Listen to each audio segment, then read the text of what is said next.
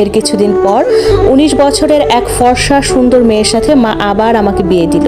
আমিও বিয়ে করলাম, কিন্তু এই সুন্দরী বউ পেয়ে আমি পুরোই তার প্রেমে হাবুডুবু খেতে লাগলাম। কি যে সুন্দর, মনে হতো সারাদিন আমি আমার নতুন বউ ফাতেমার চেহারার দিকে তাকিয়ে থাকি।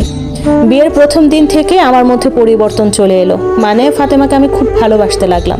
আমি ফাতেমা ছাড়া কিছুই বুঝতেছিলাম না, যেটা মা একদমই পছন্দ করতো না। আমি বিয়ের পরদিন সবার সাথে ফাতেমাকে এক টেবিলে বসিয়ে খাইয়েছি। মা এটা দেখে খুব রেগে গেলেন, কিন্তু আমি পাত্তা দিইনি মাকে। এরপর বিয়ের 19 দিন পরে ফাতেমাকে নিয়ে কক্সবাজার হানিমুনে যাই, কিন্তু হানিমুনে যাওয়ার সময় মা অনুমতি দেয়নি। এরপরও জোর করে গেছি।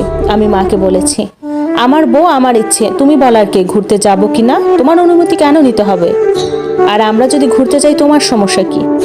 হানিমুনে 1 সপ্তাহ থাকার পর যখন বাসায় আসলাম, বাসায় এসে দেখি আমার মা আমার বউকে একদমই সহ্য করতে পারতেছে না।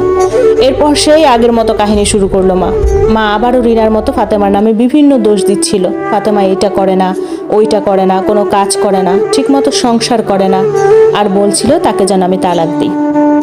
কিন্তু এখন আমি ফাতেমাকে ভালোবাসি, তাই আমি তোকে ছাড়বো না। ফাতেমা নাকি দিনের পর দিন অশান্তি করতেছে, সে নাকি ভালো না, মা চায় তালাক দিয়ে দিই।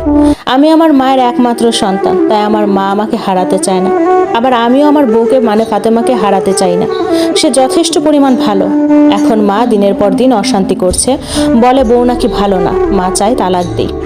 মাকে বোঝালাম, মা বুঝলো না, তাই কিছুদিন পর বাধ্য হয়ে আলাদা হয়ে গেলাম। ছোট্ট একটা সংসার শুরু করলাম এবং ছোট্ট একটি চাকরি শুরু করলাম। 8,000 টাকা বেতন ছিল। আলাদা সংসারের পরপরই হঠাৎ দেখি ফাতেমা অনেক অসুস্থ হয়ে যায়। কোনো কিছুতেই তাকে সুস্থ করতে পারছি না। ডাক্তারও দেখিয়েছি, কিন্তু কোনো কাজ হচ্ছে না। এভাবে 4 মাস কাটার পর এক হুজুর দেখালাম, বলে ওকে নাকি কেউ বান মেরেছে। কথা শোনার পর ওর বাবা মা ওকে নিয়ে যায়, সুস্থ করার চেষ্টা করে। আমি আমার শ্বশুর বাড়িতে যেতাম, বউকে অনেক যত্ন করতাম, কিন্তু না, আমার বউকে আমি শেষ পর্যন্ত বাঁচাতে পারিনি। 6 মাসে ফাতেমা মারা যায়। আমি শত চেষ্টা করেও আমার বউকে বাঁচাতে পারলাম না। আমি জানি না ফাতেমার মৃত্যুর কারণ। তবে ওকে কি সত্যি কেউ বান মেরেছিল? তবে ওকে যখন ডাক্তার দেখাই, ডাক্তার বলেছিল ও পুরোপুরি সুস্থ, ওর শরীরে কোনো অসুখ নেই, কিন্তু ও অসুস্থ ছিল। তবে একটা কথা বুঝেছিলাম যে আমার মা কখনোই চায় না আমি মাকে ছাড়া বউকে ভালোবাসি।